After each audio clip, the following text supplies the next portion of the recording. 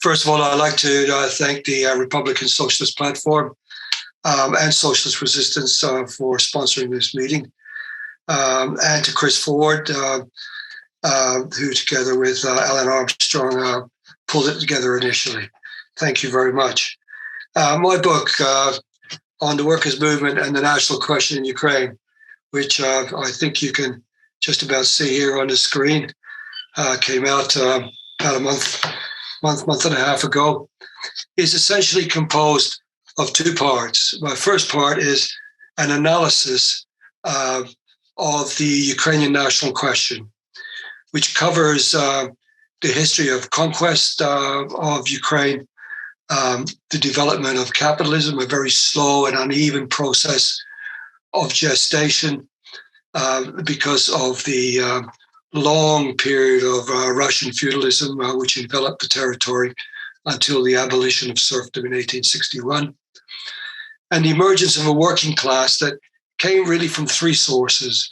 One was the peasantry of Ukrainian ethnicity, essentially, who moved into the working class via employment in the big capitalist latifundia that the nobility started to build on the rich, fertile lands of the country.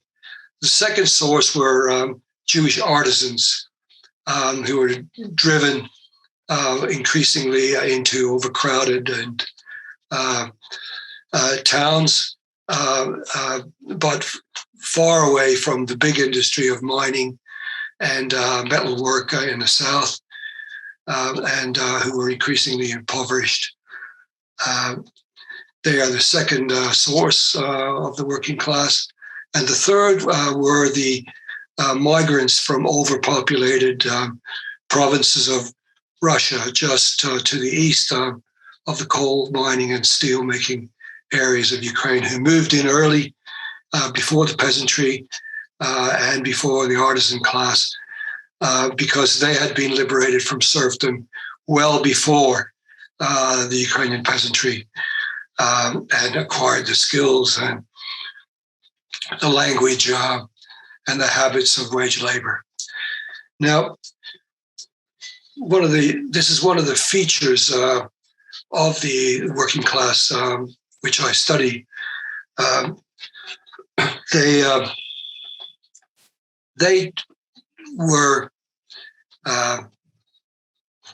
became the bedrock for the emergence of social democratic parties in the Russian Empire, beginning with the Jewish Bund in 1897, followed by the Russian Social Democratic Workers' Party, and then the Ukrainian Social Democratic Workers' Party, which came quite late in 1905.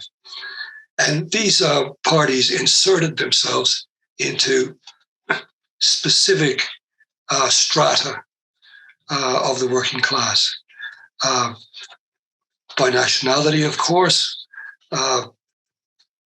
and they adapted their program, their modes of organization, and their strategies for building towards the social revolution, as they called it, in view of the specificities of the sections of the working class, or the social layers of the working class that they moved into.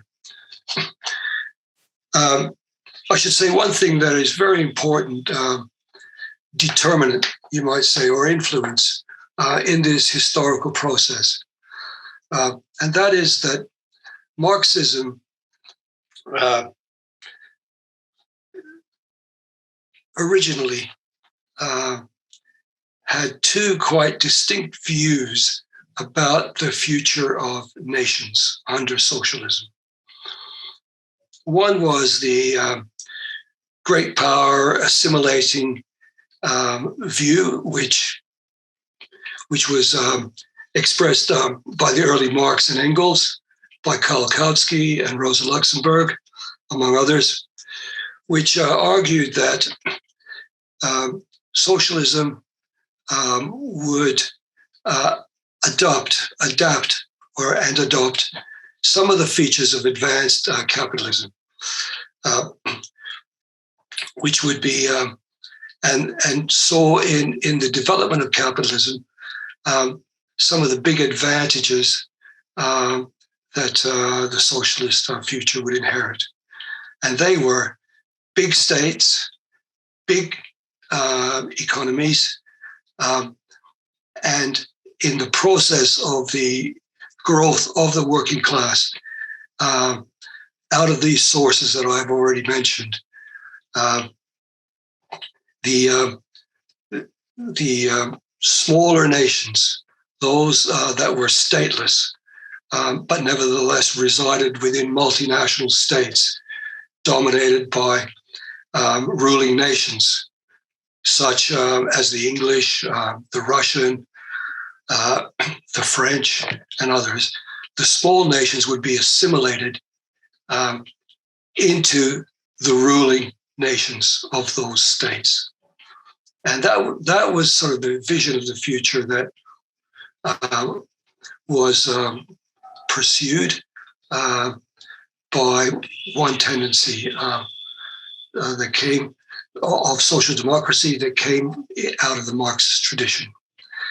The second tendency, the second view of the future of nations is what has come to be known as Austro-Marxism, which argued that as capitalism developed, nations, languages, and cultures would flower, that the future of socialism would see the diversification of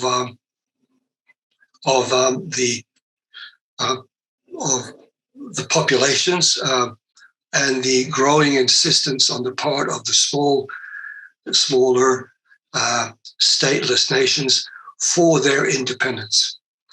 And Austro-Marxism took the view that the flowering of nations was a positive feature.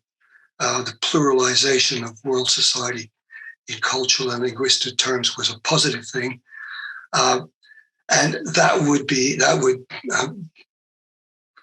the face of the future socialist society. In the Ukrainian provinces of the Russian Empire, which is the area that I cover in my book, the Ukrainian Social Democratic Workers' Party and the Bund before them and afterwards, and a whole number of Jewish social democratic parties, other ones, and the Ukrainian Socialist Revolutionaries, which was based in the peasantry. All of them took the Austro-Marxist view, whereas the Menshevik, larger faction of the Russian Social Democratic Workers' Party took the assimilationist, big state, centralizing state view, and saw the future of nations under socialism as basically that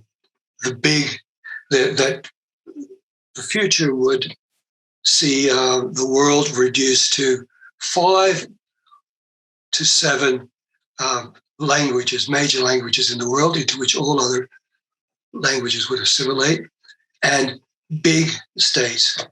And the stateless nations would, of course, assimilate in this view into these bigger entities. Those conflicting visions of the future profoundly influenced in the way that the social democratic parties constructed their programs,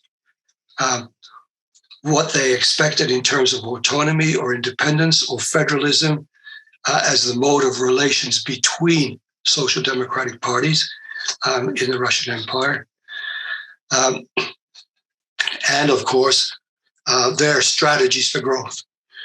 And so I say this by way of introduction to give the essential background. Finally, there's one thing to be said, is that the Ukrainian economy of the Russian part, or that part of Ukraine that was in the Russian Empire, the bigger part, developed an economy under the last years, during the last years of of the Russian Empire before the 1917 revolution, and an advanced industrial economy with a fairly sophisticated capitalist agriculture. Ukraine, much like Scotland was within the British state, or Manchuria in the late 20s and early 30s under Japanese occupation. Ukraine was one of, or the Ukrainian provinces represented one of the 6 centers of rapid capitalist development in the Russian Empire, and contributed the lion's share of coal, steel, wheat, sugar, the major commodities, and a significant part, roughly 1/6 of industrial producer goods that the whole Russian Empire produced. So it wasn't a backward economy. It wasn't a colony of the overseas type that the British and the French and the Germans seized and developed. It was a fairly advanced industrial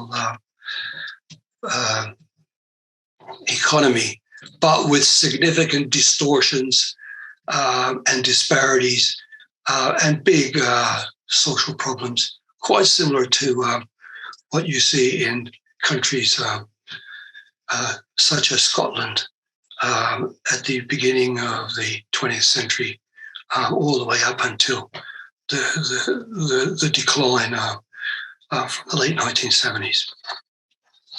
Okay. Second part of my book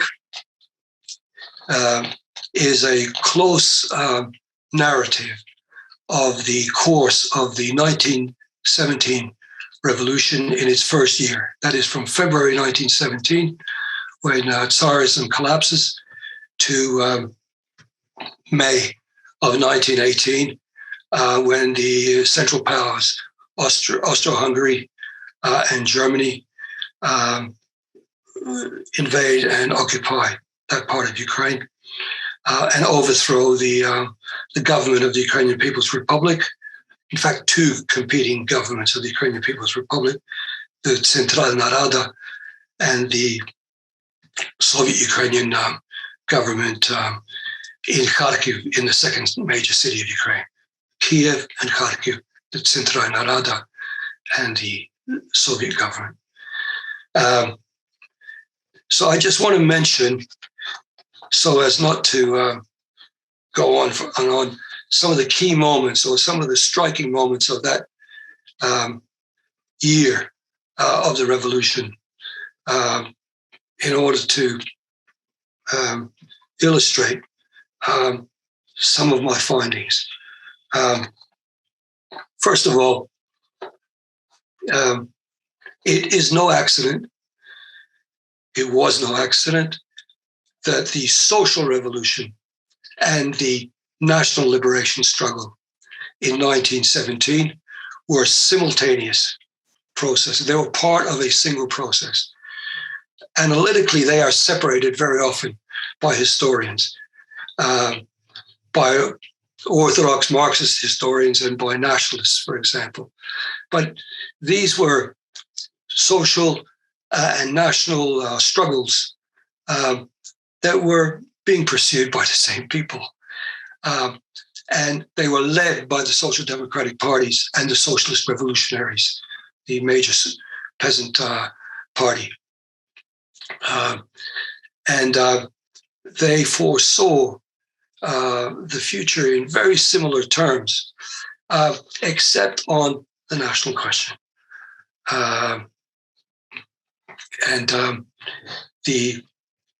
Where there was a fairly wide basis for unity on a whole range of questions. Number 1, to end the war. Number 2, to distribute the land to the peasantry without compensation to the landlords or the church.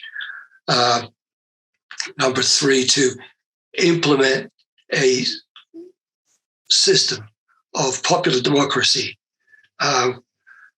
which was direct, accountable, and recallable on the basis of elected deputies, for workers' control, the workers' self-management. On all of these issues, there was a wide basis for unity. But on the national question, there were deep divisions. This is a significant question that has tended to be ignored or downplayed, certainly by Stalinist historians, but a wider group of left-wing socialist historians of that period.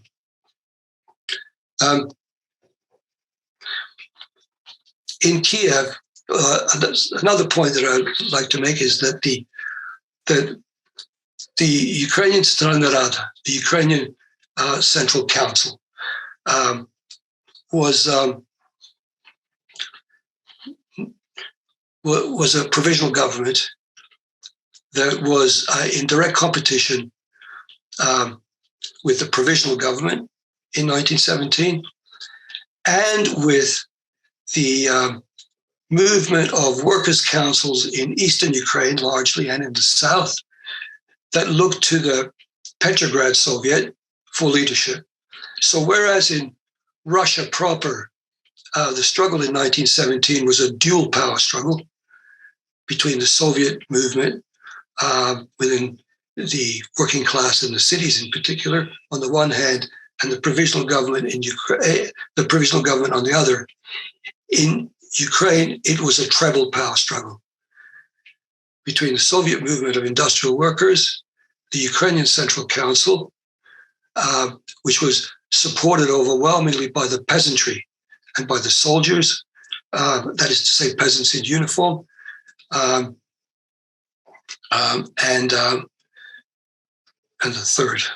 the provisional government, the Ukrainian Central Council, and the Soviet movement amongst workers that looked to Petrograd.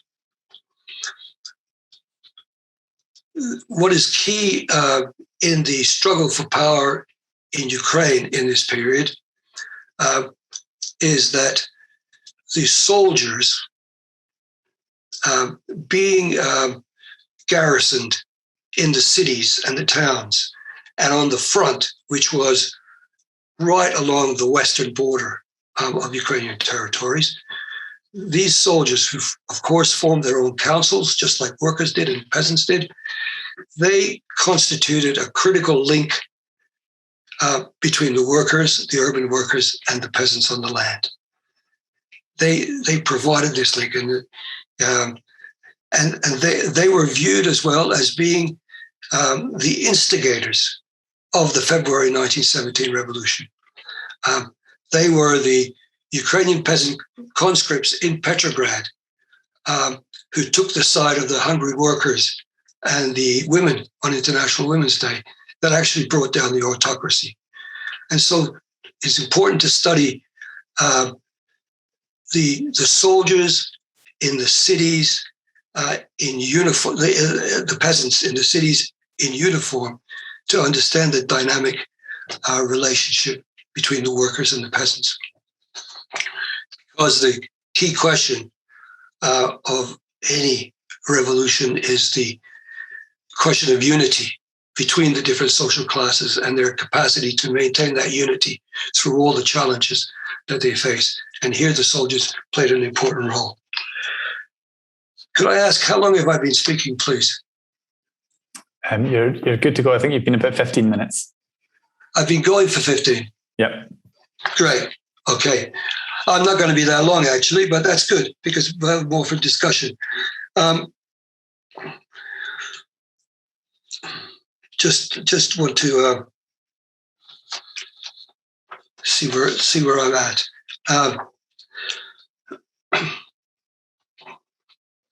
Right. Now, when the provisional government was overthrown in the Ukrainian part of the state, nominally under the provisional government, the provisional government was overthrown in Ukraine at the same time as it was in Petrograd and other parts of Russia. That happened at the same time. However, rather than the Bolsheviks assuming power through the, as they did in Petrograd, and then in Moscow a week later, and then fought to take control of other cities, in Kiev, it was the Ukrainian Central Council, the Centralna Rada, which took power at the behest of the soldiers' movement and with the arms that they carried. And the Bolsheviks were forced to withdraw from the struggle for power at that point in time and concede the ground to the Centralna Rada. The Centralna Rada then declared the Ukrainian People's Republic. And within a couple of weeks had taken control of all the major cities.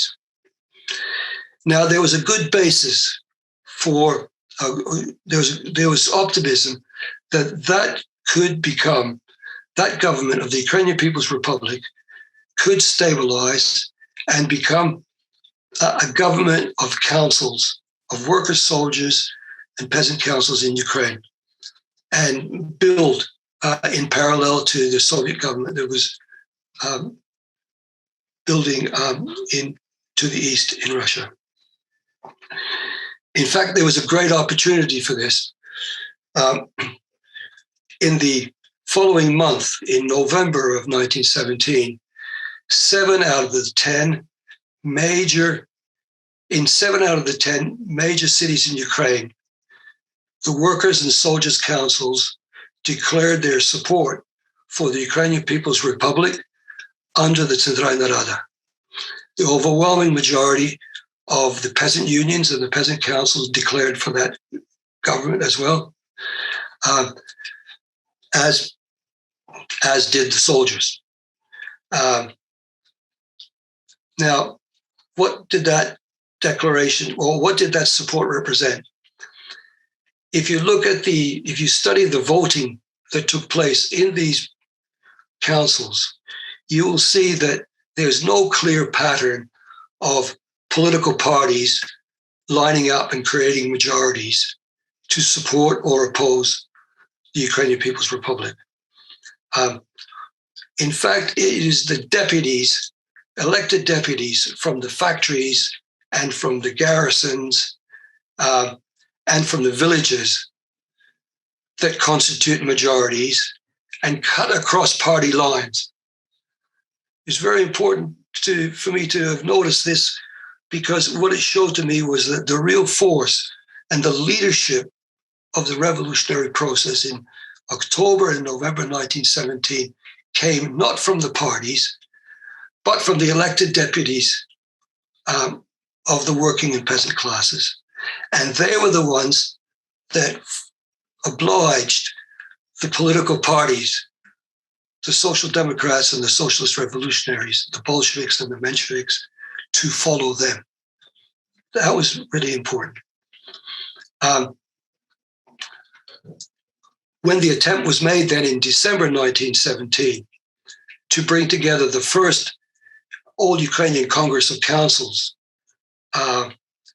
and to elect a government to replace the government that seized power basically without being elected, as happened in Petrograd. When it came down to December, it was the political parties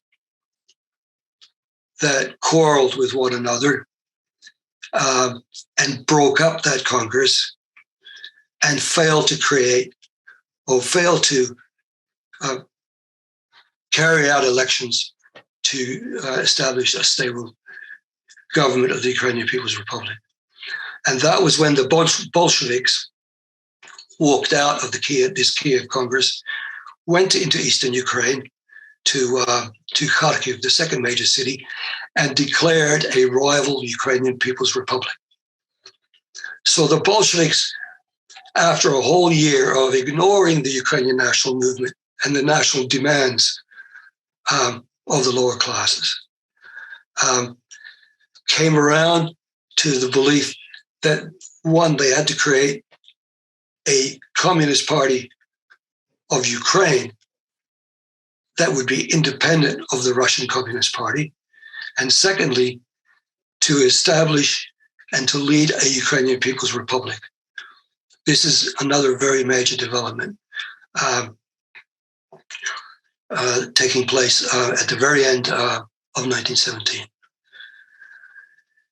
Then we move into 1918, and these two rival Ukrainian People's Republics, or more precisely, the parties within them, go to war.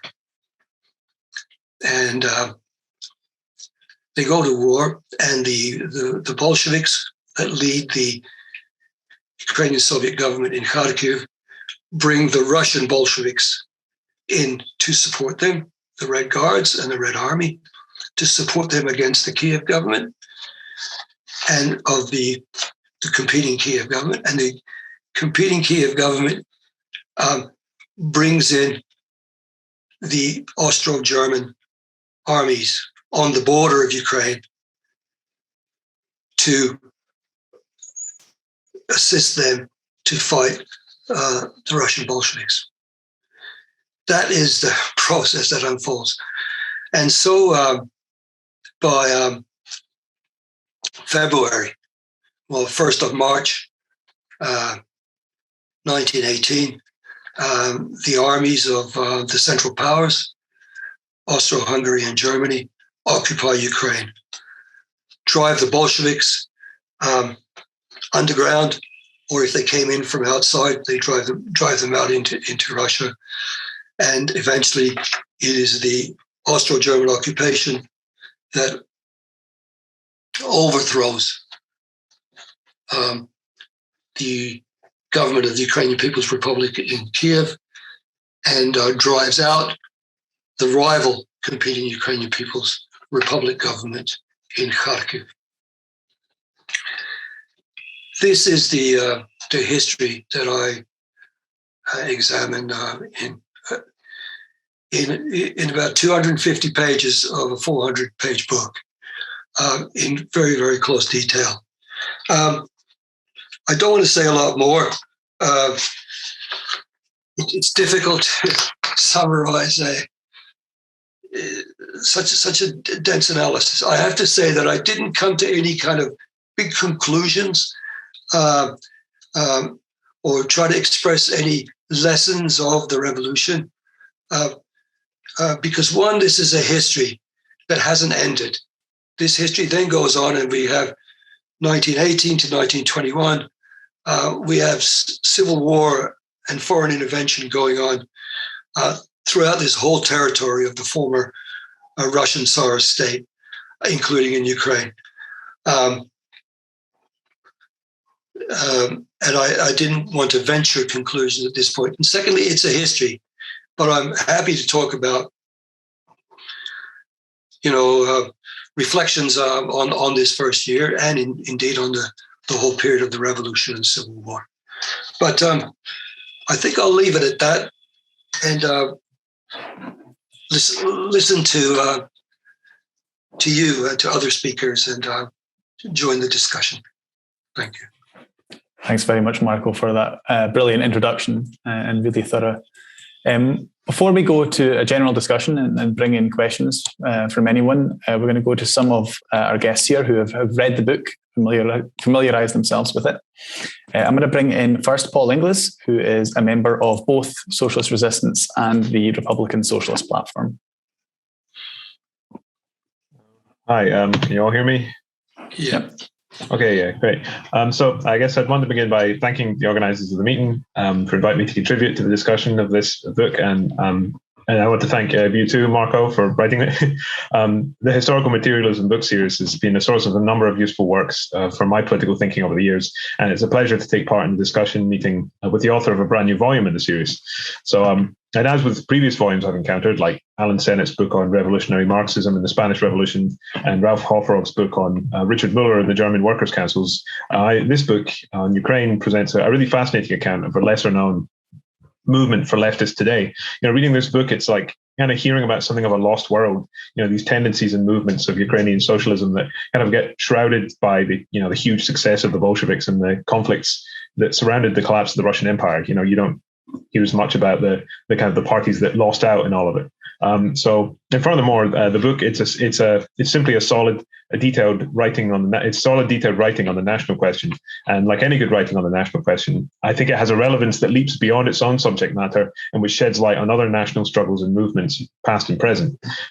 Someone personally who has hitched my political commitments as a socialist to the opportunities and risks presented by the cause of Scottish independence, I'm always interested to learn more about national movements from all over the world, how they organized, how they fought, what kind of compromises they made, and especially where they failed.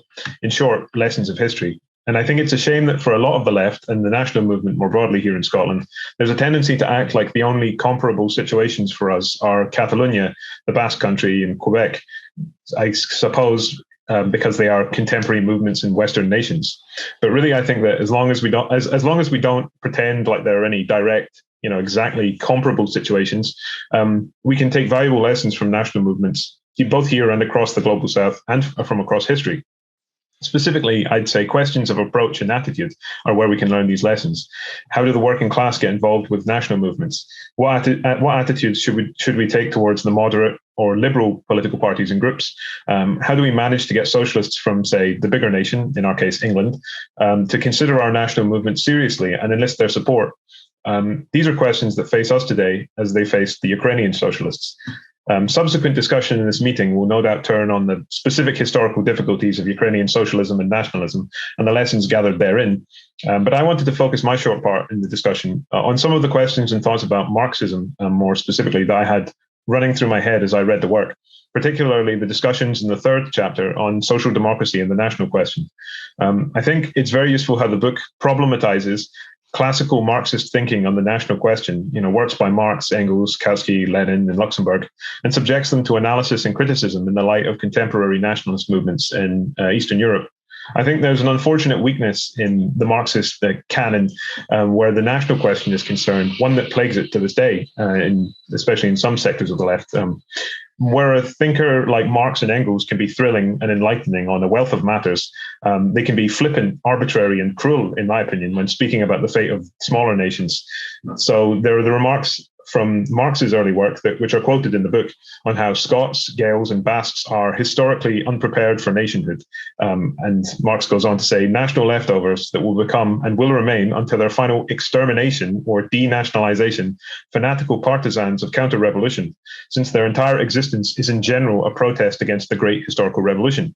And it's interesting to take, Marx is referring to the Basques there. And of course, in his time, they were more associated with the Carlist reaction. But Basque nationalism has a very leftward tinge to it since the 60s, which it's interesting to consider that in the light of what Marx is saying there. So these small nations can certainly change their stripes.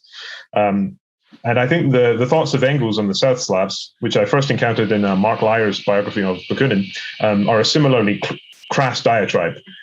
These smaller nations were written off as barriers to the centralizing tendency of capitalism towards more unified, larger states, and apparently a more effective and efficient development of the productive forces conducive to building socialism. But leaving aside the more complex tapestry of uneven development that resulted from the spread of capitalism, I think it's important to note the brutal reality of how stateless people have been forcibly integrated into larger nations through repression. This should give us all pause when we read of denationalization and the like. No culture disappears from the scene of history cleanly, and no language simply dies out gently. To their credit, of course, Marx and Engels came to a more sophisticated position on small nations in their later years, particularly regarding Irish freedom. But the great power assimilationist tendency of Marxism still runs through the thought of Kautsky, Lenin, and Luxemburg, as Marx shows in his book. I quite enjoyed the exploration of the ambiguities of Lenin's writing on the right of nations to self-determination and the criticisms of the Ukrainian socialist Lev Yurkevich on this matter. How Lenin sort of wants to have his cake and eat it by supporting self-determination, but also discouraging it, lauding the advantages of big states and bourgeois development. And also how Lenin held that democratic multinational states would see strivings for complete freedom of secession weaken. This, considered in the light of the modern day, feels like wishful thinking. And the national question is alive and well.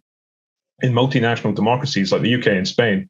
And even if it's countered that, this fact is only because of the democratic deficits in these states, it should be kept in mind that the centralizing tendency of these big states has precluded the kind of genuine national autonomy that would render secession irrelevant. One need only think of the fruits yielded by Spanish democracy to the Basques in the 80s and how they can be measured in murdered, tortured, and unlawfully detained independence activists. What I feel all of this poses, and what I would hope all of you bear in mind as you read this work and others like it, is how do we overcome this weakness in Marxist thought, and how do we do better in future? How do we conceive a radical alternative to the current state of affairs that genuinely grants self-determination and security to national cultures, no matter how small? This is especially pertinent for us Scots, because we absolutely must make sure that, whatever Scotland emerges out of the next period, the Gaelic language and culture is preserved and supported, given the long history of its repression and neglect. And we need to make sure that the Gaels have whatever autonomy they feel is appropriate, because while we have a national question, we sort of have a national question within the national question. And to act like that's not the case would be doing a disservice and, frankly, continuing the historical record of the British state. That's my quick thoughts, my little 5 minutes. Thank you very much for the book and for the talk. Very much enjoyed it and enjoying it. Thank you. Thanks, Paul. I'm going to bring in second Dr. Yulia Yurchenko, perhaps described in some quarters as a loony lefty. She is here, we'll say, an academic and political economist specializing in Ukraine and a member of the Ukraine Solidarity Campaign. Yulia, you've got the floor. Thank you very much, Connor. It's a pleasure and an honor to be part of this discussion, and I've not been the only one, but I have been one of the many who have been anticipating this volume with a lot of impatience. Because few examples of scholarship are as needed and as timely as this volume. And I know that it was good to also go after Paul, because Paul does such a good job of actually going into some of the nuances of the book. And I know that Chris will speak to some of that as well, and his knowledge of comparative knowledge of labor movements in the UK and in Ukraine are quite significant. What I want to speak to, so we do not keep repeating each other, is to say a few words about the analytical significance and contemporary relevance to scholarship of Ukraine imperialism and the national question of this volume. This book indeed could not be more needed and timely, especially as so-called analysis, current and retrospective, with little care are being dispensed by those who couldn't locate Ukraine on the map before 2013. I have watched that with as much frustration and anger as many others, I'm sure, in this call have watched and read, it has been rather frustrating, and indeed there are a few better scholars than Marko on the scene, and it's fantastic to see this volume come out, because indeed the frivolity with which the national question in relation to Ukraine and its so-called fascist turn with Euromaidan protests is indeed staggering, as is cherry-picking of history, reduction of Ukraine's fight for independence to a few collaborationist groups and individuals, as if they were or could be the whole story. Moreover, the trajectories of continuity are being drawn between those skewed, historicized narratives and the current conjuncture of the armed conflict and separatism, whatever you think of it, but like the ease and the spread of brush and the nonsense that keeps coming out of some of the more established scholars of international relations and indeed political economy is quite shocking. I do not want to be repeating names here because I don't want to spread publicity, but it's great to see this book come out to actually shed the light on some of the misconceptions and some of the historical misconceptions that have been spreading, and also guiding political discourse in the most historically irresponsible manner. Scholars of Western colonialism and decolonization also fail to see imperialism sometimes as they play out and as it plays out out in the Ukrainian terrain. They reject Ukraine's right to self-determination in the context of neo-imperialist ambitions from different fronts. Ukraine's blessing and its curse, its geographical position in the fertile land, as well as people, proved to be a coveted resource for its neighbors and their conquest ambitions throughout history. And today, again, Ukraine is fighting, and poorly at that, to maintain a degree of sovereignty and independence, with rather predatory rulers in charge, of course, which is no help at all. Insights into history, then, of national formation. Indeed, Marko, you did such a great job of this in the book, and Paul has highlighted this already as well. Kind of the dialectical reading of class formation, nation formation, and the nationalist question of these so-called small nations is so important, and so it's so difficult to come across a proper dialectical history of that. And this book does an excellent job of it.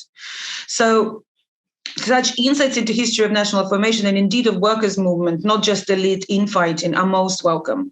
Marko's text is most needed as an empirical, analytical, and also methodological guide on how one shall approach social transformation in a historical and indeed contemporary perspective in a serious dialectical sense. He draws on E.P. Thompson's approach, historical materialism of Marx and not only, and other Marxists, a series of inspirational Ukrainian scholars and activists, and offers us the real gem of political as well as academic writing. I'm happy that Ukrainian translation also has just come out, because Ukraine's audience is too being systematically robbed by its so-called scholars of class and nationalist, by its so-called scholars. They're robbed of class and nationalism analysis, which uncover the complexity of the historical conjuncture with honesty and with hope as well, because I do see hope in this book, and many of us on the left do struggle with it. I know I do on a daily basis. This text performs an excellent historical materialist analysis by not forgetting to mention the division of labor in the imperialist division of the world, including the gendered division of labor that, of course, preceded capitalism, but got exacerbated by it. And like we see that in contemporary Ukraine, I've been doing work on it recently, specifically how women were done by the transition to market. But back to Marko's book, there are a few lines written that can be as pertinent for the current scholars of Ukraine and of Ukraine or imperialism in the 21st century or the national question. Indeed, I'm going to read a little quote. One can argue that labor in contemporary world society is divided not only along gender, menial, intellectual, and city-country lines, but also along national lines. If one accepts such a view of the division of labor, it follows that national movement, that is movements which contest this division, are one of the expressions of class struggle. For class struggle is in its first instance nothing more than a struggle over division of labor and the distribution of wealth stemming from that labor. End of quote. This encapsulates so well this connection between class struggle and the nationalist question in the international division of labor against the forces of imperialism and neo-imperialism. So in that sense, the book speaks to the contemporary Ukraine scholars and provokes scholars of contemporary Ukraine, and provokes a series of questions by examining the role of working class movement and their relationship to the national question. So who is, for example, the working class of Ukraine now? What role does the national question formation play? What role in the national question formation play the many economic migrants? So, like up to 9 million of Ukrainians live abroad on short-term, long-term, or mid-term migration. How are they? If they are abroad, how are they organizing? Who is left? What is happening? What does that do to the workers' movement or weakness of such in Ukraine? Can or will there be a mobilization of working class in the present condition? Is it even possible? We see that that left in Ukraine is really weak, and there are a lot of reasons for that, for which I do not have the time nor it is the space. But all of those questions are extremely pertinent, and I think it is for us to explore and draw inspirations from this excellent volume, to kind of learn from this excellent analysis, to see kind of how we can actually draw accurate historical trajectories, and how the contemporary left forces can learn from successes and mistakes of the previous struggles within this very complicated context of complexities of relationships and allegiances of workers and their movements, with, of course, their typical regionalism, their internal complexities and variegated imperial experiences, that, of course, shed the light on the formation of consciousness in very complex cultural and historical terrains, as they explored in this book, which is, again, not dissimilar to present. If we look at the at the more recent class struggles and separatism and kind of neo-imperialist fights over Ukraine. Of course, Ukraine current left, again, is quite left, but they do have a lot to learn, and they can learn a lot from this volume. And I'm really excited about it, and I look forward to hearing what others have to say, but I'm going to have to finish here. Thank you, Marko. Thank you very much, Julia, for the excellent contribution. I'm going to bring in next Andrew Kilmister. He is a member of Socialist Resistance, as well as the outgoing editor of the Journal of Contemporary Central and Eastern Europe. Andy, over to you. Thanks very much, Connor, and thanks to the RSP for inviting me to talk here. And thanks very much to Marko for that really interesting introduction to the book. And I enjoyed reading the book a great deal. I think it's an amazing book and really fascinating. And one of the good things about being in the historical materialism series is that a paperback edition will come out next year from Haymarket, and I would really urge everybody to get hold of the book and read it when you get that chance at an affordable price. Although I've worked on Eastern Europe quite a bit over the years, I'm not in any way an expert on Ukraine. And what I have learnt about Ukraine over the years has been very much dependent on Marko's writings and on Christopher's writings. So I'm not going to talk about the details of Ukrainian history. I just wanted to highlight three things that struck me when reading this book that I think might be of interest to socialists working on the national question, either in the Eastern European context, the Ukrainian context, or in Western Europe and in Britain as well. I know Marko said he didn't want to draw lessons from a historical study, and there are problems in drawing kind of, trite or pat lessons from a dense web of historical relationships. I'm not putting these forward as lessons. I'm just putting them forward in a way as angles or aspects of the analysis that struck me as interesting. The first one goes very much back to what Paul and Julia have been talking about, and it's about the early chapters of the book, and it relates to the way in which the national question cannot be separated from other social questions, from class, from gender, from other forms of oppression. And the quote that Julia read out was one that really struck me when I read the book as well. It's absolutely central. And Marko relates the national question very much there to the division of labour, partly following Michael Hector's work. But there are other things than the division of labour that run through the book. There is language, as Paul mentioned. There is the historical and social memory of states that existed in the past. And there's also a very interesting analysis of the distribution of surplus and taxation and the way in which the Russian state absorbed surplus from the Ukrainian provinces.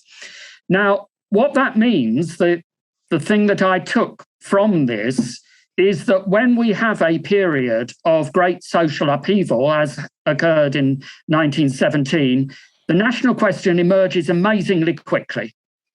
The Centralna Rada emerged within days. There have been lots of people working on Ukrainian national issues. Marko describes the tradition in the intelligentsia, in the working class, in the early years of the 20th century, late years of the 19th century. But whatever had been going on previously paled into insignificance behind this great explosion of the national question in February 1917. And that meant that socialists, from whatever persuasion, had to relate to that. The national question is not something that you have a choice about relating to as a socialist in a time of upheaval. It is something that will come along inevitably, and you have to relate to that. You have no choice about doing that if you want to be politically active. And we've seen that again and again since, classic example, of course, in the north of Ireland in 1968, in the USSR in the late 1980s, in former Yugoslavia in the early 1990s, this tremendous speed with which national issues are posed. And that's the first thing that really struck me about Marko's book, the challenge that faces people from the national question. The second thing is the resources that socialists and workers had from their intellectual traditions and their political traditions for dealing with that challenge. And as Marko said in his presentation, and Paul also in his introduction, in many ways, I think those resources were inadequate. They were problematic. The tradition of Marxism was weak in both the wings that Marko talked about, the wing that came from the classics, the Marx, Engels through to Luxemburg and Lenin, but also the Austro-Marxism tradition was weak. It was weak because although it grasped important things about nationality, it didn't relate them to class and to social upheaval in a way that was actually sufficient. And in a way, I think what comes across to me from what Marko's book says, and also I think what Julia said bears this out, is that the problem with those intellectual resources were they were abstract. They took national prerequisites and social prerequisites and they treated them seriously, but they treated them abstractly and they treated them in isolation from one another. In other words, going back to what Julia said, they didn't treat them dialectically.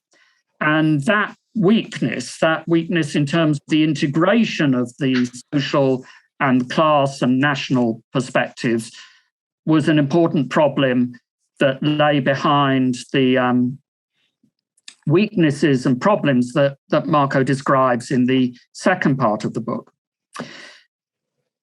And the third aspect that really struck me was the analysis of the implications of all of that for the Ukrainian revolution through that first long year of the revolution that Marko describes. And I think for me, almost a hinge or a pivotal chapter in the book is chapter 5 that deals with November 1917, the attempts at reconciliation. And Marko talked about that in his introduction, I think, in a really illuminating way. And what you see there, I think, is that there is an overcoming from both, I don't want to really talk about both sides, but from multiple perspectives of that rather abstract, problematic approach to the national question that had been there previously. And as Marko says, that overcoming, or the embryonic overcoming of that, does not come from the parties, because the parties are tied to their programs and to the resources of the past. It comes from the participants in the councils of various kinds. It comes from political struggle. It comes from the deputies who have been working out these ideas on the ground through political struggle. And what we see, and I agree that this is very hopeful, is that during that period, there are various possibilities opening up that break down that barrier between the national and the social and offer a way forward. I can't describe them in any detail because I don't have time, but that seems to me a pivotal part of the book. The second part of the book is a tragedy, a historical tragedy. What happens is that attempt is broken down. Marko gave a brief account of how that happened in his presentation. There's a much more detailed account in the book. But I think what we need to do as socialists, taking the lessons of all of this forward, are to look at our theoretical resources, to be aware of the fact that when social upheavals emerge, the national question is inevitably going to be part of that, and to look also at those historical moments where possibilities have opened up, like November 1917 in Ukraine, and learn those lessons so that we can do better next time. Thanks very much, Andy, for your contribution. I'm going to pass on next to Alan Armstrong. Alan is a member of the Republican Socialist Platform and the editorial board of Emancipation, Liberation and Self-Determination. Alan, I'll pass over to you.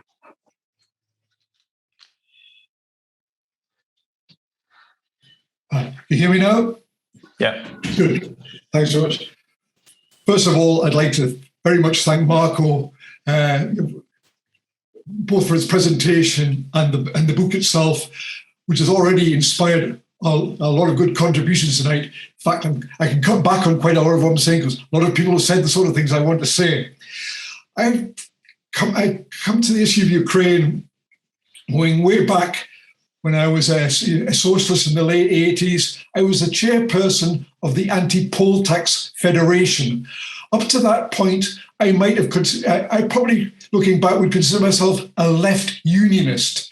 And in many ways, when I look at Marko's book and look at how the Bolsheviks viewed Ukraine, or the majority of the Bolsheviks used Ukraine, I would have had a similar attitude to Scotland as well at that particular time. But it was actually organising in the Anti-Poll Tax Federation, I was chair of the federation in the city, the possibility of a new way of organising, which I have called internationalism from below, became apparent. And that meant you organise quite independently of the state, quite independently of the parties like the Labour Party or the Communist Party that organise as a reflection of that state, and also trade union officials whose organisation reflected that state. It was possible to organise from below.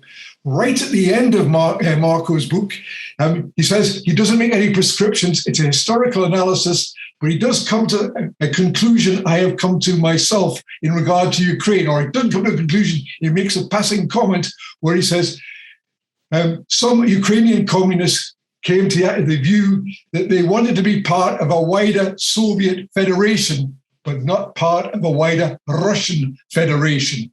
That they wanted to be part of the Third International as a Ukrainian communist, not as a branch office of the Bolshevik Party. And in many ways, that is, that passing thing is where I have arrived after many, many years.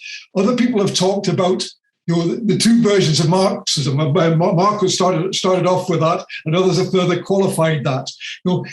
In some ways, Marx himself had three versions. Before 1848, you could actually say his view was cosmopolitan. The national question was of no consequence whatsoever.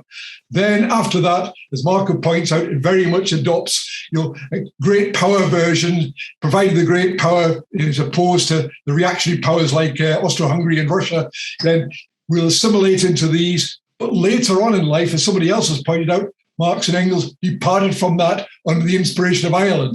And the UK, if you like, was the most advanced capitalist country in the world at that particular time. But Ireland was a challenge to that assimilatory viewpoint, and they began to change. And you'll see later on comments right on, how Engels comes and supports Polish self-determination, right at the end of his life. They do change. So there's this other tradition of internationalism from below that emerges. And it emerges again with if you like, Kazimierz Kelskrutz in Poland. He dies in the context of the 1905 revolution, but in many ways, Poland is one of the most advanced parts of that revolution. And this is where Lenin comes in. In 1903, Lenin was you would look back, was a Luxemburgist. He saw no particular positive reason to support movements for national self-determination. When he saw the 1905 revolution, he changed his attitude to two things, to peasantry and to the national movements. He saw what was happening in Ukraine, he saw what was happening in Finland, he saw what was happening in Poland, he saw what was happening in Latvia. He changed. But despite the fact he changed and challenged Luxemburg and Kautsky, he still had this attitude as long, whenever the workers finally come to the point of taking power, that is the point where they will ditch any support for national self-determination. So Lenin, in the middle of 1917, supported Ukrainian self-determination against the provisional government. But as soon as, of course, the Bolshevik left social revolutionary party came in power, then national self-determination should disappear by his theory, and anybody who still was championing it became counter-revolutionary. And that is something, I think we need very much to learn from. And that was actually one of the contributing reasons why that international revolutionary wave, which started in 1916 in Dublin, the Easter Rising, and petered out 21 to 23, the failure to adequately address the national question was one of the reasons it went into reverse, I would say. Had the Ukrainian revolution been part and parcel of the Bolshevik vision, I think there was a possible chance of the revolutionary force extending through Ukraine into Galicia and on to Austria. A road could have opened up, Hungary could have opened up that way. But the fact it got tangled up was a block at that particular time. Now, I can't say, I'm not trying to say that actually that if this had been followed, the international revolutionary wave would have triumphed. But I'm saying, there would have been a better lesson. Sometimes failed revolutions, you can actually have good lessons come out of it. But as Marko points out, most of the lessons that come out of that tend to come from a Stalinist or a greater Russian viewpoint. And so they're not really absorbing the key lessons of that particular time. And there are other people around as well. Lev Yurkovich, who I've written about him, Internationalism from Below, he challenged Lenin, sadly, like Kelts-Krutz, he died in the middle of a revolution, but he challenged Lenin's thinking from 1917 to 1918 in a way, that was one of the most advanced ways.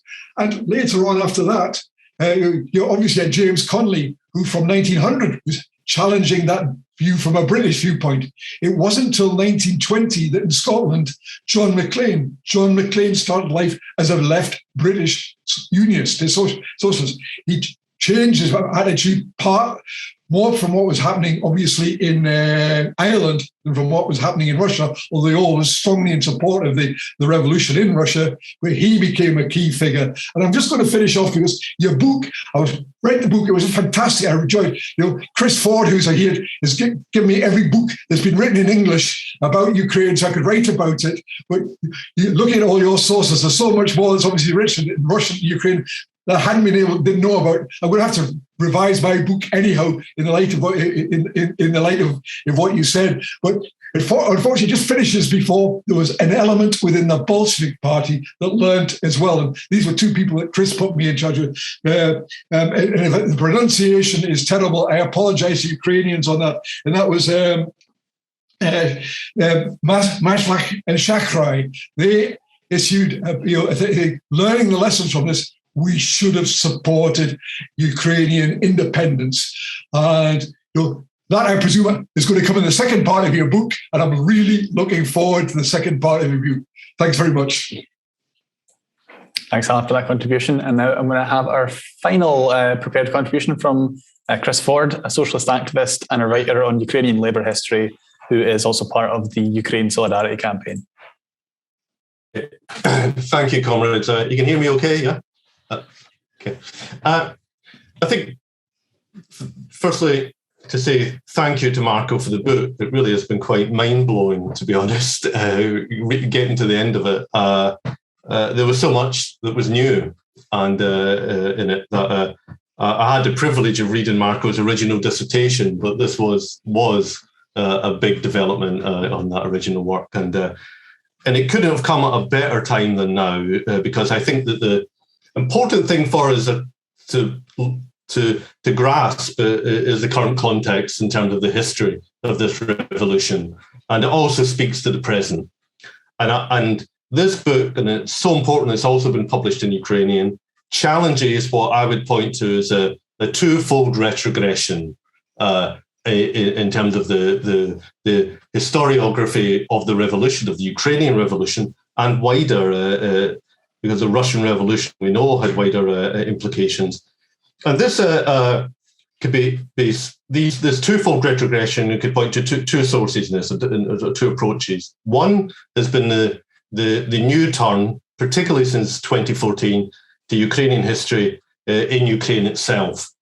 And this came at the most unfortunate time, because since the Russo-Ukrainian war, there's probably been no greater interest in Ukraine and the Ukrainian question and Ukrainian history than now.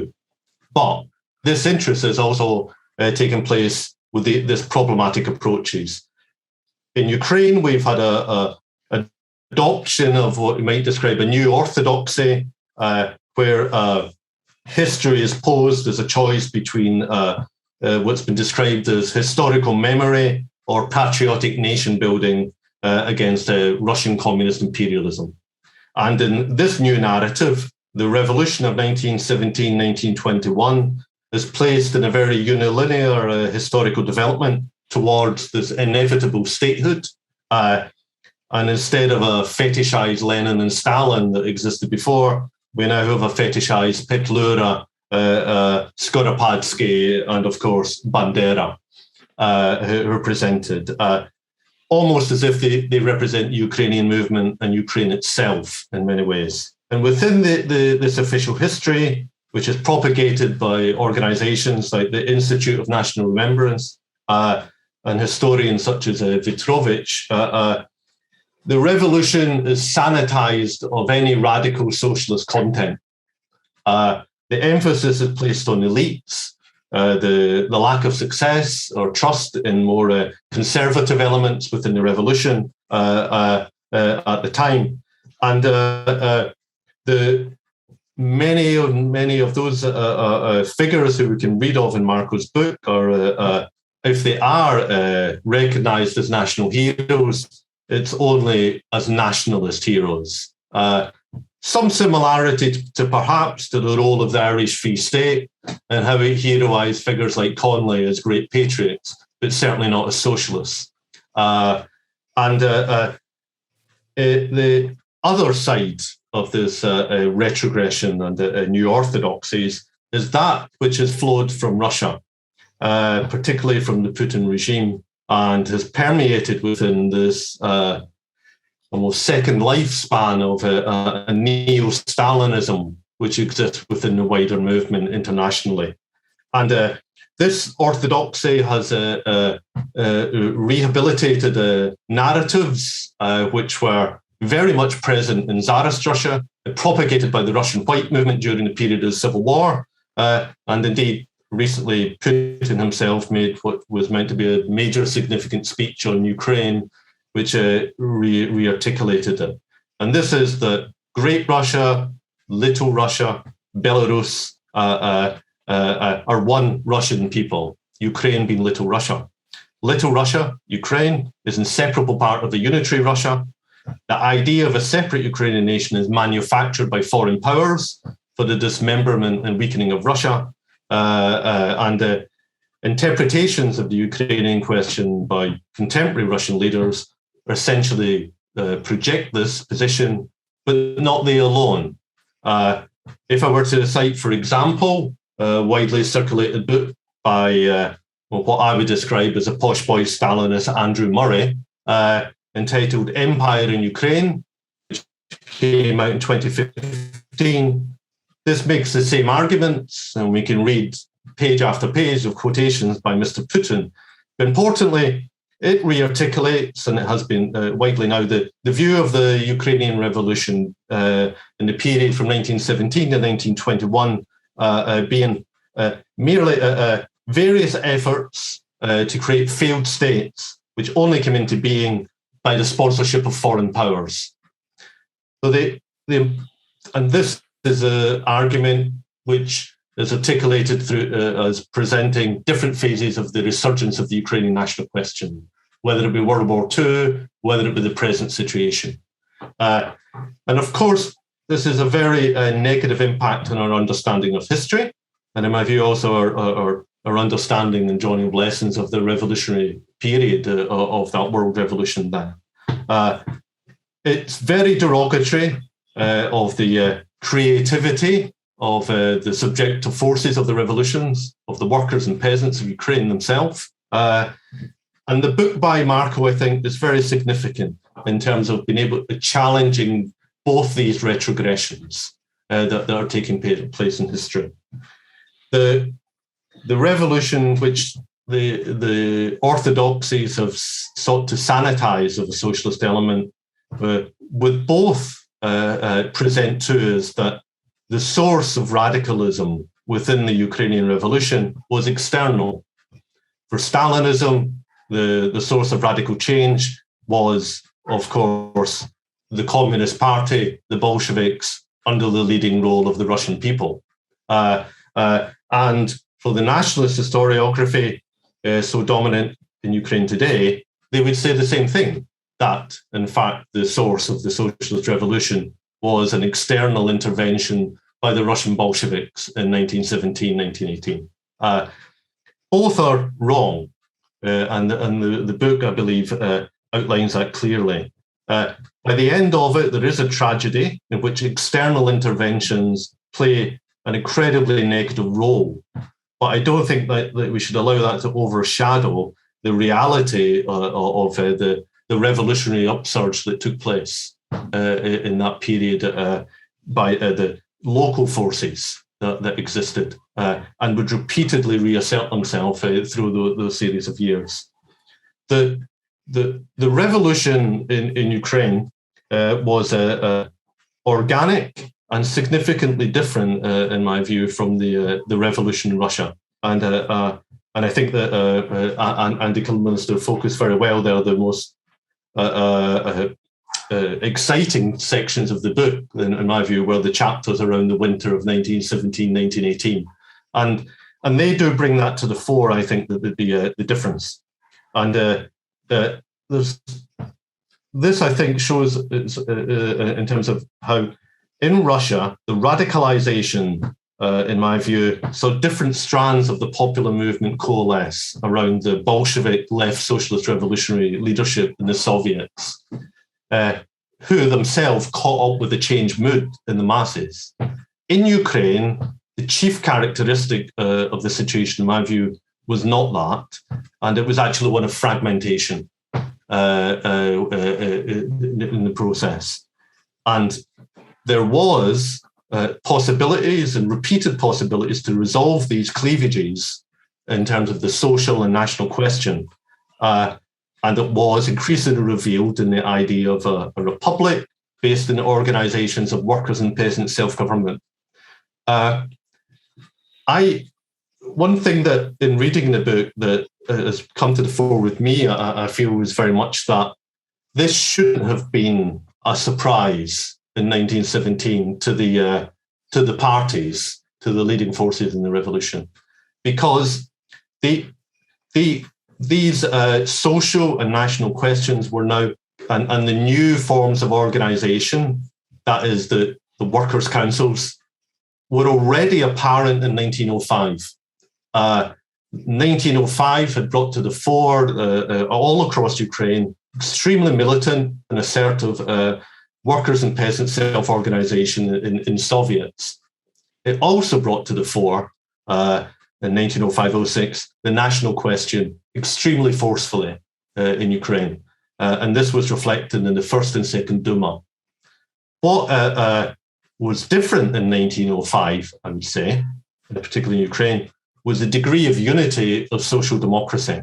Even if it didn't have complete unity on the national question, there was a far greater unity within a perspective in terms of during the revolution and in the Soviets in Ukraine. The Kiev Soviet was led by Russian and Ukrainian social democrats in 1905. 1917, clearly those lessons weren't learnt from the 1905 revolution. And I would point to who's not learning them.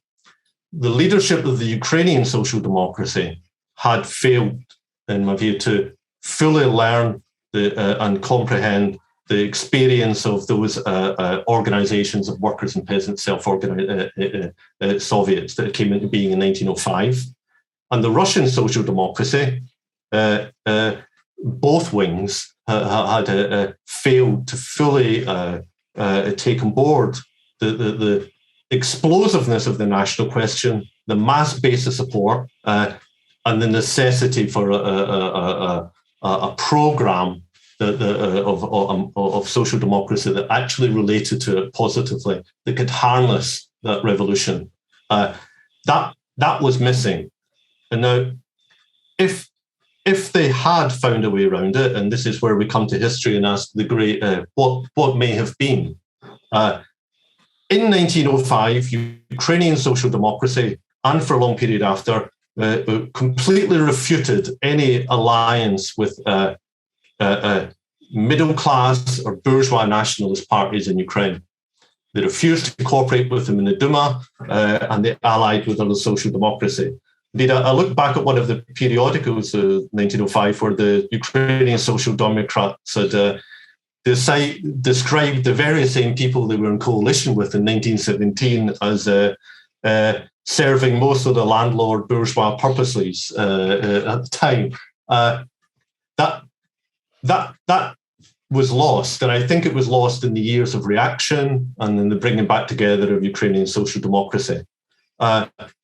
If that hadn't been lost, there may have been a greater possibility of cooperation with the most radical element of Russian social democracy and the socialist revolutionaries in the organizations that were being created from below. But the other side to that was that for certainly up until August 1917, the Russian Bolsheviks, who were becoming the most radical element and would gain the leadership, had no platform or program to take forward the Ukrainian revolution, and remained entirely sectarian to that revolution. When they did join the Centralna Rada in the August, it was only in Kiev mostly that they participated, the Kiev committee. It's true that in other local areas there was sympathy grew and alignment, and the revolution changed the Bolsheviks, no doubt. But those two elements of social democracy simply didn't cooperate and have a reconciliation, which are outlined, did increasingly arise in the course of the revolution. And I think it arose from the splits within those parties and the possibilities of a new form of government taking place. You explained, I think, Marko, in great detail how this was broken down. I mean, possibilities could have been there, I believe, with the Kiev National Committee for Defense of the Revolution after the provisional government fell. In Kharkiv, which were often portrayed as being such a Russified area, but there the Workers', Peasants and Soldiers Council and the Free Ukrainian Rada formed a joint military revolutionary committee and took power in the city early on with the factory committees and the local committees. So the possibilities of working class and peasant self-government were there and to solve the national question on it. Clearly that didn't happen, but and I see fissures already on the eve of December at that Congress of Soviets, where between the rank and file of parties and the leaderships within the Centralna Rada, and in that I would point to Ukrainian social democracy voted overwhelmingly for cooperation with the Bolsheviks. And that opened up possibilities. Who stopped it was the leadership of the Social Democrats and the Rada, who refused to implement that. And as we know, the outcome then was war between Russia and Ukraine. The book certainly led me far more than ever before, I think, to the view that I think the People's Secretariat that was formed in Kharkiv was the more progressive and realistic possibility of a government that related to the movement from below and reflected its ambitions and aspirations. How was this scuppered? Well, I think the revolution consumed itself in some regards, but external forces substituting themselves for the internal subjective forces of the revolution helped destroy it. The role of the Russian Bolsheviks who came into Ukraine, not all of them, but certainly the command of the forces that came to the aid of the Soviet forces, was entirely retrogressive in a political sense, even if it succeeded in a military sense. And similarly, the unpreparedness of the Bolsheviks were reflected in this constant splitting of sections of the country where the Soviet power had been established. Was it possible that this could have been overcome? We don't know, because obviously the retrogression in Rada resulted in a German occupation. But what we do know is that, and I find from reading this book, is that twofold, that the idea that the Russian Revolution could be imposed as a prototype was an impossibility on Ukraine. The revolution had to be grow organically. And after 1917, forces who understood and had drawn the lessons more fully were far more numerous than they had been before. And by that, I would point to the huge impact that the Ukrainian Revolution had on the working class and its approach to the national question. So if we look at the conferences in 1918, of workers' conferences that took place, consistently supported the idea of a Ukrainian republic and an independent Ukraine. And the idea of a Ukrainian Bolshevism, a Ukrainian Communist Party, had never existed before within those forces. That had emerged anew from that revolution. The tragedy out of this, in my view, the biggest tragedy then becomes 1919, which Alan points to, because when the revolution exploded again in 1919, many of those lessons of 1917, 1918 had been learned by forces inside Ukraine, but they were prevented from implementing those lessons. And the consequence of that was that the opportunity to link up with the unfolding revolution in Europe was retarded and impeded and led to the implosion of the Soviet Ukrainian Republic and then on it. But 1917 provided all of that opportunity to learn from. Even if it hadn't been learned from in that year, I think the tragedy that then followed it could have been avoided. And to me, that is the biggest lesson there from that revolutionary year. Thanks very much, Christopher, and thanks to all the contributions we've had tonight. We're running a little bit late, but I'm hoping that Marko's happy to stay with us a little bit longer, perhaps to 9 p.m. UK time. In which case, what I'm going to propose, I did promise at the start we'd have a little break so folk can run to the bathroom and get a drink if they want. So I'm going to propose that we now take a 5-minute break. We come back in 5 minutes, and then we'll have the opportunity to hear more from Marko and for everyone here to put questions or make their own comments. So if folk are happy with that, we will come back in 5 minutes from now. Great. Okay, welcome back, everyone, to the second part of our meeting. I hope you all got a chance to stretch your legs and get a cup of tea or something. This is now an opportunity to have maybe a bit of a wider discussion and a Q&A.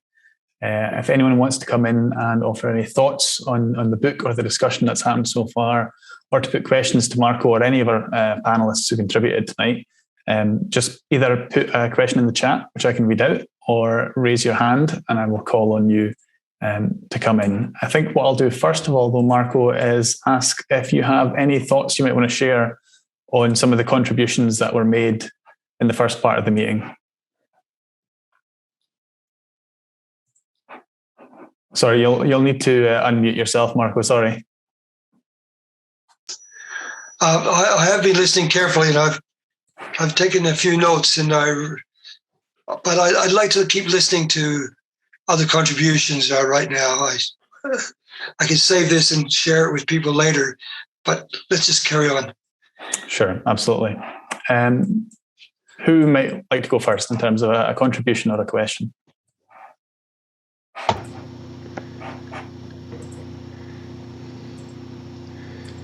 Well, if you don't want me to. Okay. Hello? Hi, Hillel. Did you have a question?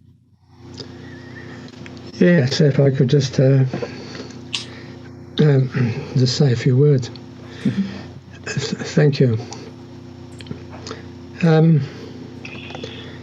I found the discussion very useful, at least for myself and trying to understand what was happening there. I can't say I agree with some of the fundamental assumptions which underlie it. That is because there's a positive attitude to nationalism there, which if extended, would make it very difficult for most people to be Marxist or to be anywhere outside of the right. Consider the national question in South Africa. Just consider how many parts of the country it would have to be divided into. And consider how it's being used at the moment by the right. Traditionally, as you already pointed out, the attitude to nationalism by Marxists has been critical, and I think it's absolutely correct attitude. That doesn't mean to say that there isn't national oppression. Obviously there is, and was. But one has to be able to discuss its exact nature. The second point is that the fact is the Russian Revolution, the Soviet Revolution, the revolution for socialism has not succeeded in moving to socialism. That is the reality. And that's the reality we actually live in. And we must be able to therefore discuss what the overall reality is, not just in any one country, but in the world as a whole. Is the world as a whole going towards socialism? Is there still a dynamic towards it? I think it is. But not of the classical form. The bourgeoisie is still in power, even if it's in decline. And that discussion of the decline of capitalism itself and of the ruling class is a discussion which hasn't been properly held and understood. If we do see it in those terms, we can then look at what happened in the Ukraine as this beginning. And therefore, the understanding which Marko is trying to come to is very important in understanding what amounted to the failure of the revolution to go towards socialism. If one talks of socialism, it doesn't exist. And one can't talk of a socialism which has this, that, or the other, without saying that the overall slogan of from each according to their ability, to each according to the needs, is fundamental, and it's not anywhere near going there. It'll only be when a genuine socialism is being built. On the other hand, where are we? What has happened in the last 100 years? If we have a viewpoint on that, it necessarily, therefore, interacts with what you're discussing. And I think what you're discussing is very interesting because it brings out a reality which many people don't know or don't understand, which allows us to understand that period. But at the same time, we have to recognize that the Russian Revolution, although it succeeded technically, in the end failed. In fact, the seizing of power by Stalin and Stalinism brought it to an end in that form. That didn't mean that the overall progress, the fact that the world then moved into a transition, continued. It did. But the interrelationship has to be discussed. People don't discuss it, don't understand it, and it seems to me if one doesn't understand it, you end up in a confusion as to what you're talking about. That's all. Thanks. Thank you very much. Would anyone else like to come in, or perhaps even to respond to that?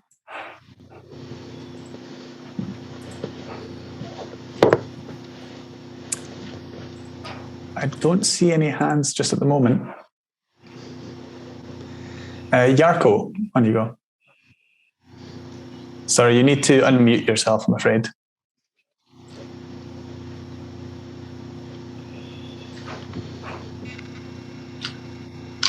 I was wondering what role did Stalin play in the revolution in Ukraine in 1917, 18, 19? How would you characterize his role, Marko?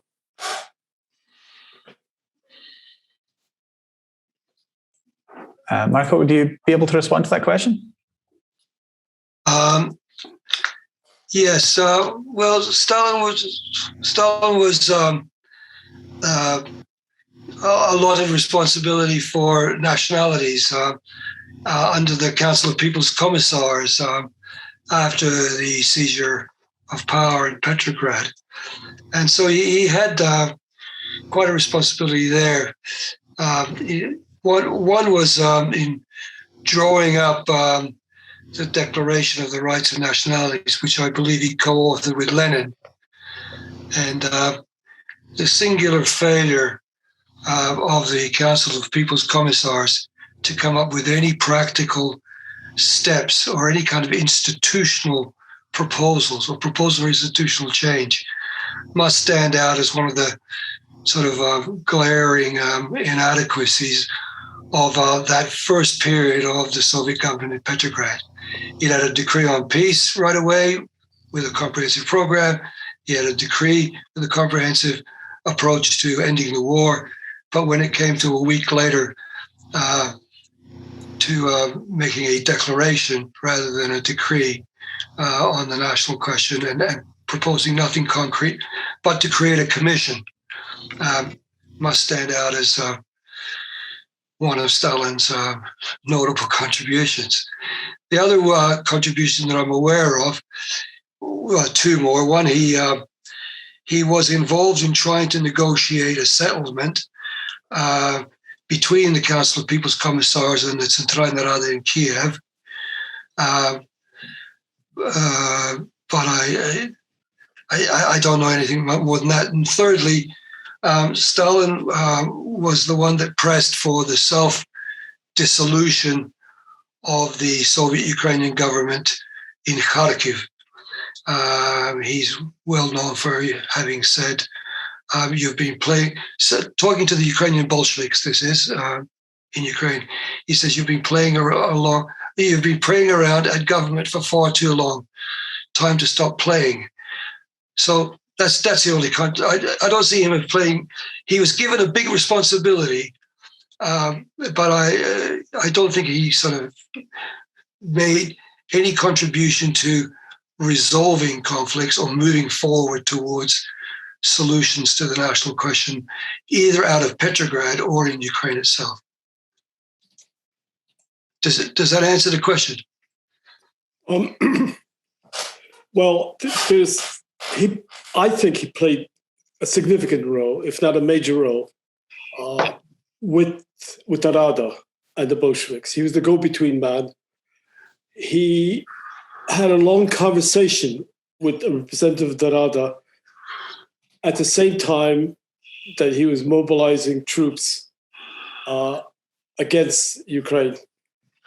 And I think this is the kind of duplicity he played, where he became very expert at saying one thing in public or not, and then at the same time doing something else. And in the case of the Rada, before the first war in December 1917, he had this very long conversation and was recorded, and it is available on the internet. Thank you. All right. I'm going to bring in Gus. Gus, you'll have to unmute yourself. There we go.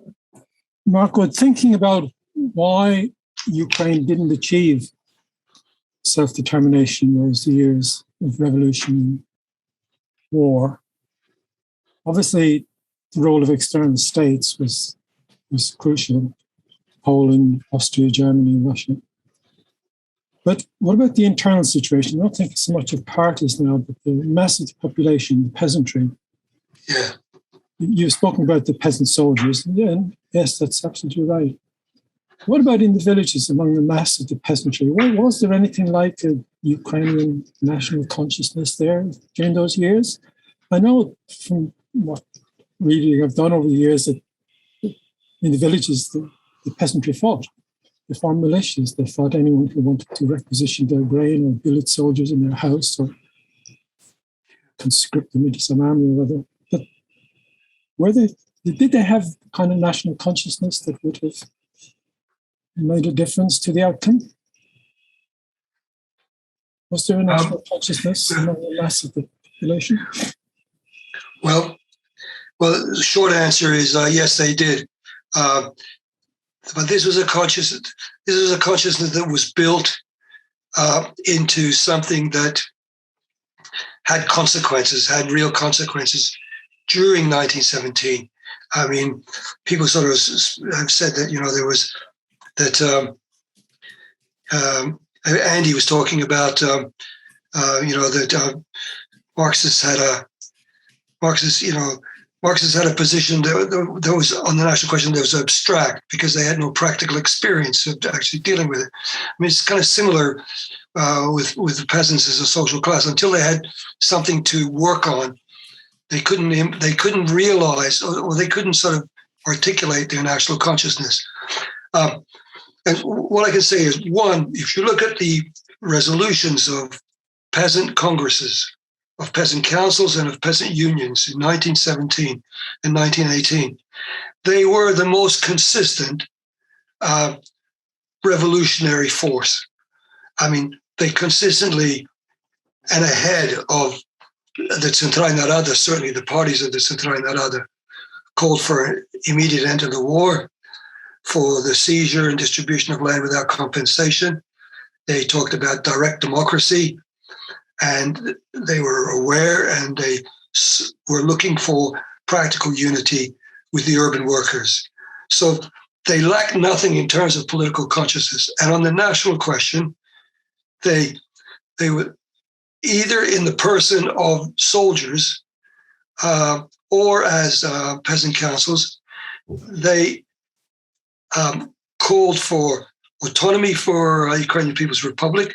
Then they called for the independence of the Republic, and they had also they had a practical conception of how it should look. They talked about a combination of council democracy and representative government on a territorial basis.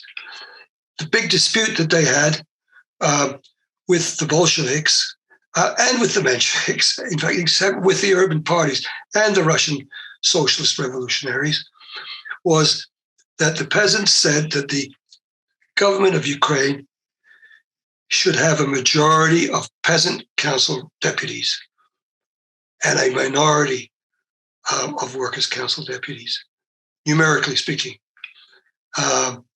Whereas the Social Democrats, all of them, the Ukrainian, the Russian, and the Jewish, always believed that the workers and the cities should lead the peasants and the countryside. They saw themselves as, you might say, superior, and they believed themselves to be superior in terms of their consciousness, whereas the evidence doesn't support that at all. The peasants were a truly revolutionary force. The problem was that the peasants were distributed throughout the countryside, and the political power was exercised from the cities. And it was only when the peasants were in the cities as garrison soldiers and were in direct communication with the workers' councils could they exercise the force of their influence on the composition and programs of any government. And this was clearly something that dissipated once war broke out. I mean, the peasants couldn't exercise that kind of power in the same way, and except in the form of the jacquerie, where it was no longer politics. It was a military struggle, which lasted, as you know, for quite a long time. I think the peasantry is a much misunderstood force and factor in the revolution, and social democracy did not have an orientation that was practical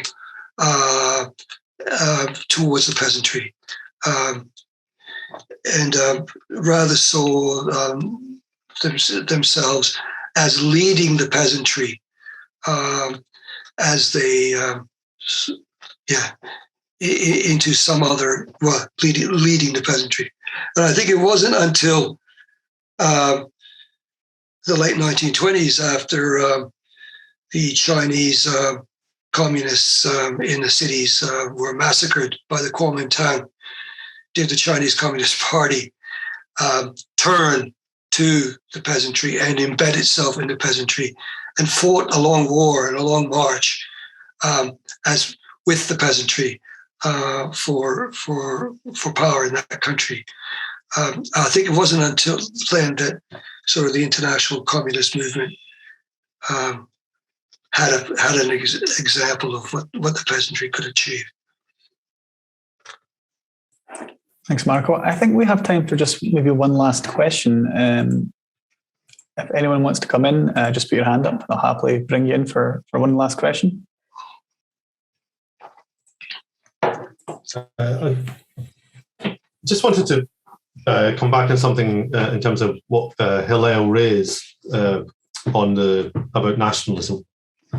I kind of agree. I agree with you about well, certainly in terms of the Ukrainian revolution. I think it has to be seen, and certainly I would view it within a wider international process of a movement towards socialism. And I think it played a pivotal role in that time in terms of the European Revolution. And the failure to have a positive approach to that Ukrainian national question helped undermine that very same project quite significantly in 1919. But I don't think that means you're taking a positive attitude towards nationalism. It's taking a positive. Well, look, if the socialist revolution is an emancipatory project, it has to also involve emancipation from national oppression. The exploitative forms, not only culturally. And the anti-colonial struggle was part of the overarching world revolution. But in terms of the role of nationalism within it, I actually think the role of nationalism in terms of national emancipation in Ukraine, in terms of that emancipatory struggle, played a very negative role in 1917 and after. And others had foreseen this. I know Lev Yurkevich cited a few times, but the arms of rival empires and rival bourgeois states. We can point to Germany and the Austro-German alliance and later alliances in the course of that war.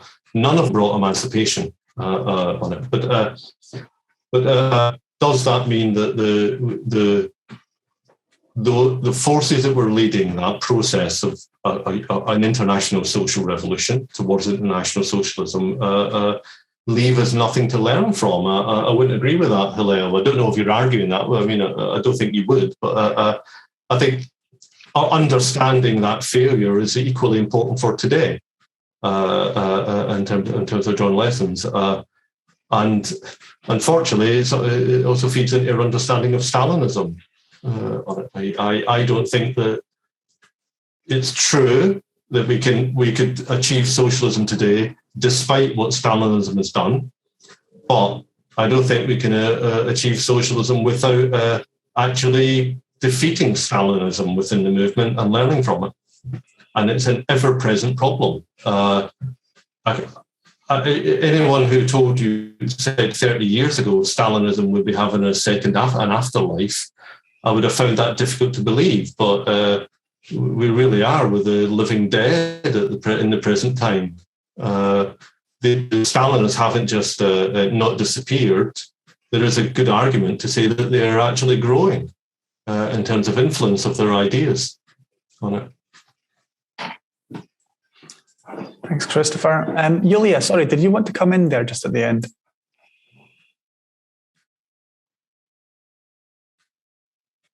No?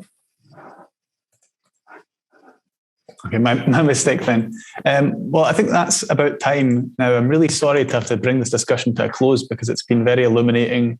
I'm sure everyone will join me here in giving a big thanks to Marko and to all of our contributors for coming and speaking with us this evening. Hopefully more people get a chance to read your excellent book. And I hope everyone goes away and has a great evening. If anyone wants to find out more about RSP and socialist resistance events, I have put our websites in the chat. But now I'm happy to bring this meeting to a close. And again, thank you very much to everyone who contributed this evening.